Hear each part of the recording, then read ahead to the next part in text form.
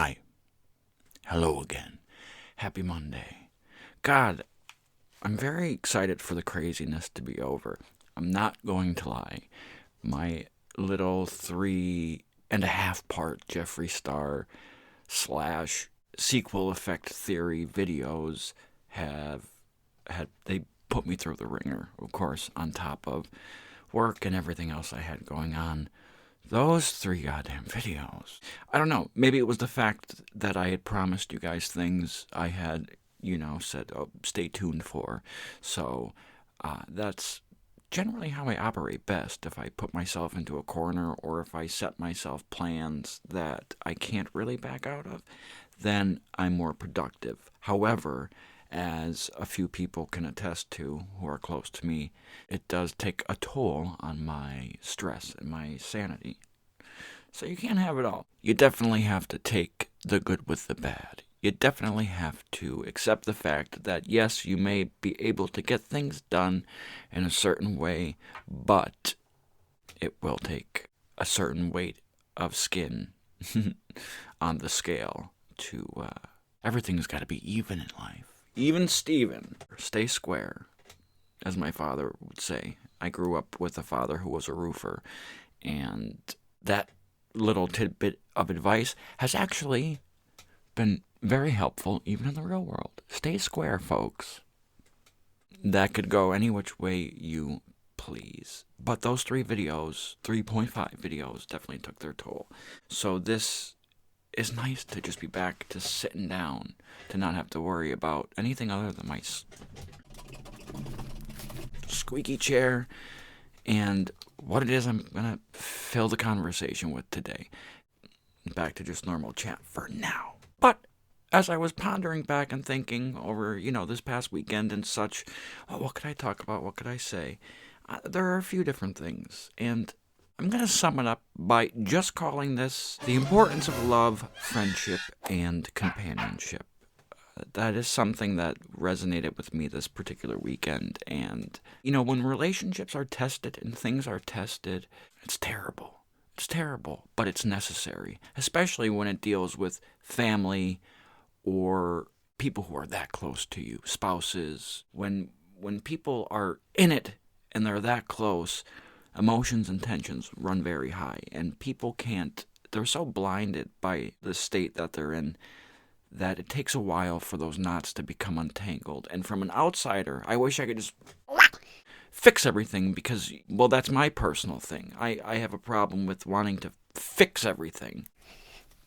Makes sense. I want to be a fixer, or I'm very diplomatic to a fault. Sometimes you just need to let shit play out. Sometimes you need to just let there be an enemy. Sometimes you just need to let there be stress in the air. But this boy has an issue with that, especially when it's people I love. But the importance of companionship, for goodness sake, I'm so happy that I'm in a very committed, wonderful 8+ year relationship. It's had its ups and downs. Love is work. Relationships are work. But if you're with somebody who is worth it to you, it works. If you work it, you're worth it, so work it.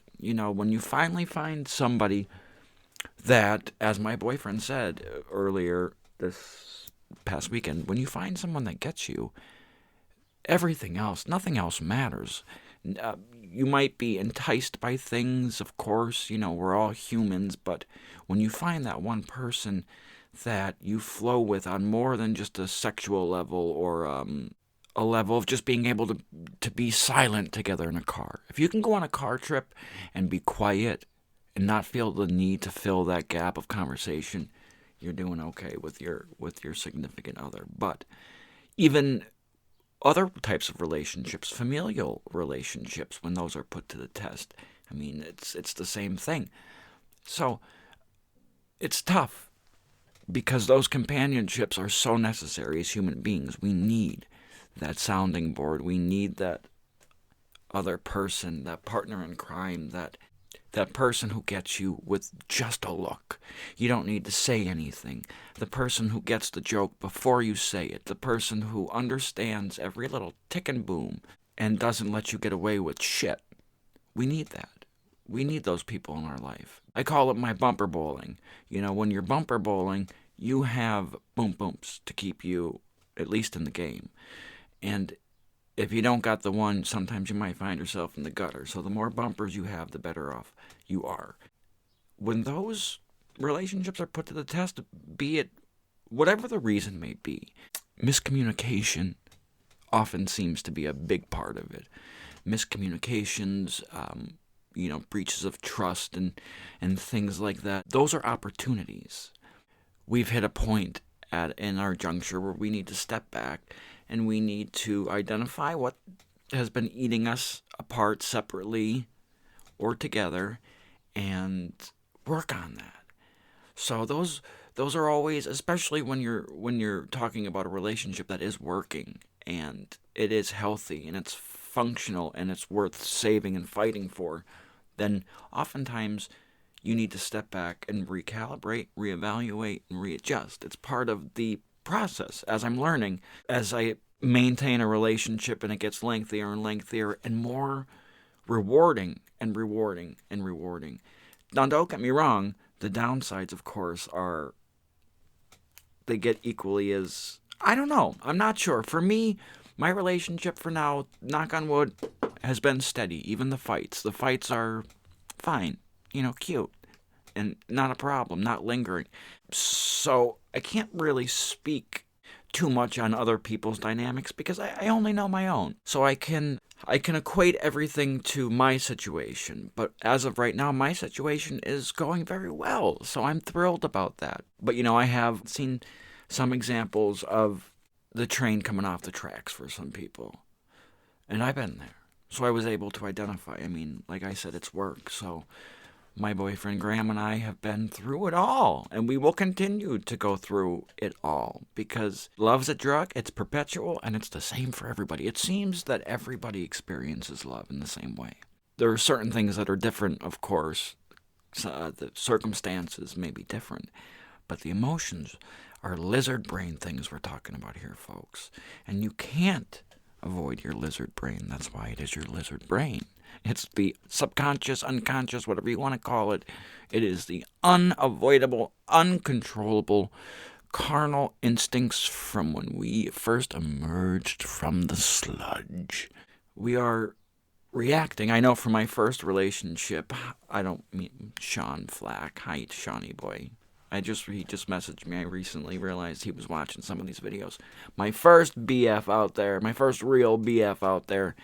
I had a lot of learning lessons, and I found out I was a jealous person, and I turned into a nutbag because this guy, of course, I loved him, and he had my heart in my hand, and he fucking crushed it. Of course, I had much responsibility in that as well. But either way, I reacted in the same way anyone else would, but I hadn't been confronted by that side of myself until then, so I was surprised. Like, who is this person? I'm not jealous.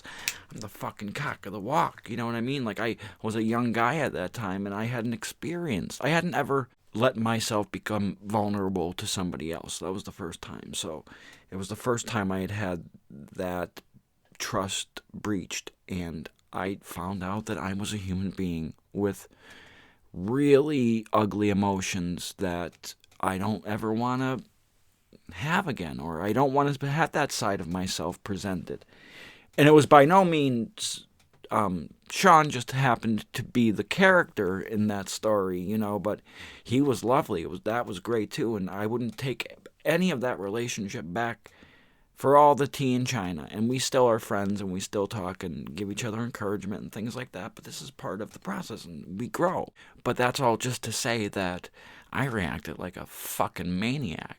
I busted through a window. I was chasing people down and cussing, and as I told my friends at one point, I did throw a dildo. It's a long story. But I had some tequila, I was angry, and I ended up throwing an abdomen size. It was like not just the dildo, it was the ass and like the abdomen, and then it was like an actual porn star. It was like a mold of an actual porn star. It was a gag gift during a party, and I remember being so enraged at my boyfriend at the time that we won't get into that any further, but everyone seems to react the same sort of ways. Dildos might be other objects, dildos, telephones, ashtrays, whatever it is we throw. Everyone's thrown something, and everyone's dodged something.